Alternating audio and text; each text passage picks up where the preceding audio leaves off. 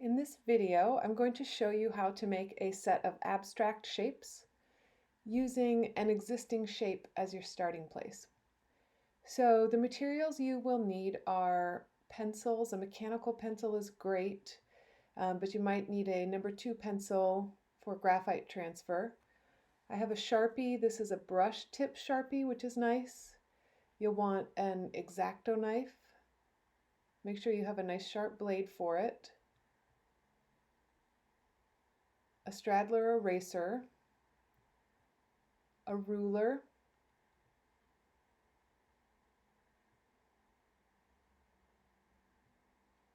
graphite paper, and if you don't have that, I'll show you how to make your own in this video. You'll also want Bristol board. This is 14 by 17, and you'll want a shape that you will be tracing, in this case, the letter E. I also had my cutting mat. So when you go to take your paper out of your Bristol pack, don't just try to tear it straight out or it will rip. You actually want to kind of fold it in the crease. You can see how it actually just popped out right there. And that will make you a nice clean break on the Bristol pad. And you'll have a sharp edge, not a torn edge. So I'm going to divide this sheet of paper up into 2-inch grid pattern. And the nice thing about that clear ruler is it's 2 inches wide, and so I can just line it up with the edge and keep going. But if you don't have that, you can use a regular ruler, line it up on one end, mark 2 inches, line it up on the other side, and also mark it every 2 inches. And then basically connect the dots from the left side to the right side, and that will assure that you have a nice straight line. You want to finish that all the way to the top. Don't worry about that extra little bit at the end.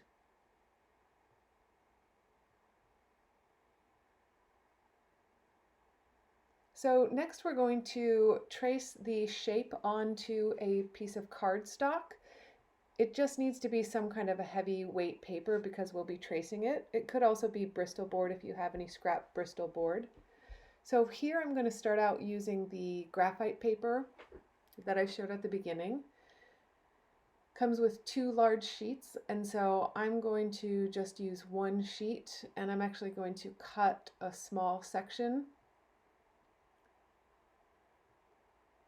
And I can reuse this small section until the graphite runs out and it doesn't transfer anymore, so a little bit goes a long ways. I'm going to carefully fold this back up and put it in the packet for the next time that I need it.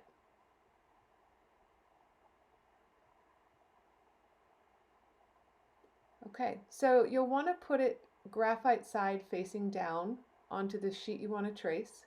And you can just see that I've laid what I'm tracing on top of it. And if you don't have the graphite paper, you can do what I did there, which is just scribble a bunch of pencil onto a sheet of paper, put that face down, and it will also transfer.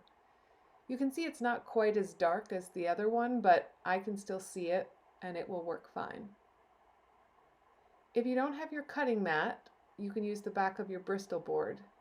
I prefer cutting mats because they don't dull your X-Acto knives quite as fast. You can cut with your scissors if that's what you're most comfortable with.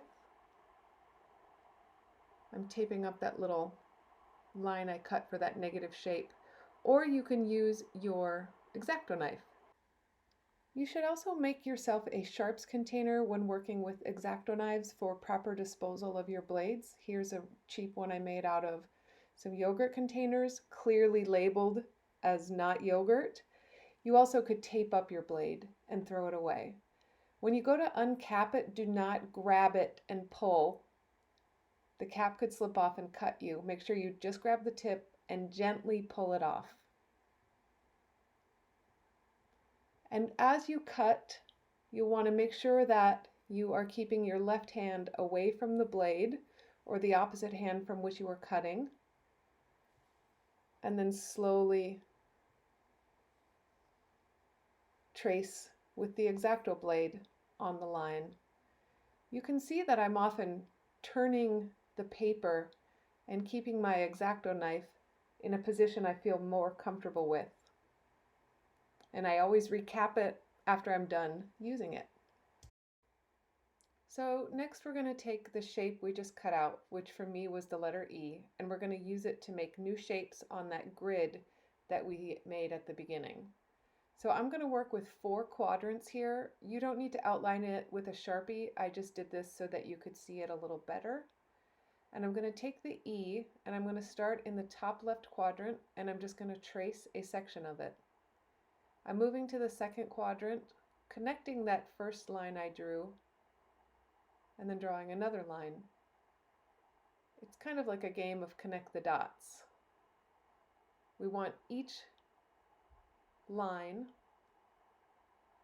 to end at one of those crosshairs, but connect with the other line. So in that way, I can take the letter E and make infinite shapes out of it. I can use the inside curve, the outside curve, the negative space. As you make more shapes, you'll start learning what you like about your shape, what you don't like about your shape, what kind of cool shapes it can make.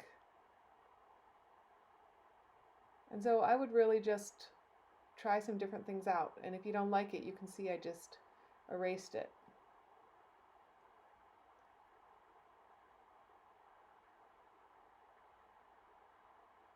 And as I make more, I sort of get a little bit more confident about the pattern and what it's capable of. I've made some fairly organic shapes, and so I thought, what if I use the straight edge of the E to make a more geometric form?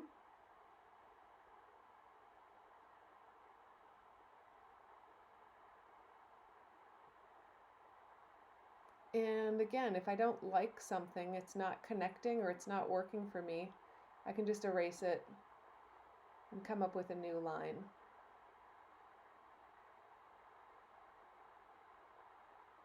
I put in a little negative space, I didn't like it, so it goes away. So I'm going to be working on making a series of small, medium, and large shapes. It's good to have a little variety. You should get about 8 to 12 shapes out of this grid. Here you can see I'm now using 6 squares instead of just the 4. And that's making a slightly larger shape.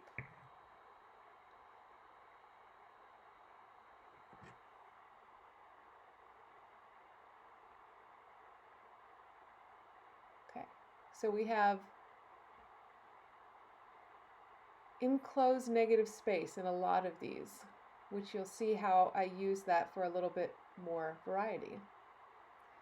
You'll want to cut these shapes out, and I usually like to cut smaller sections from the larger sheet, so I have a little more control as I use my X-Acto knife to turn the blade.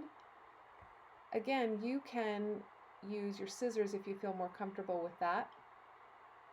I usually cut out the small negative shapes first before I cut the outer edge.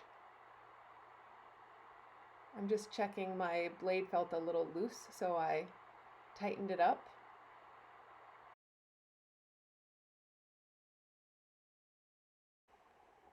So here are my collection of shapes. There's a large pile, a medium pile, and a small pile. You'll want to save these all together, but you also might want to hold on to the negative space or the sort of stencil shape that you cut out.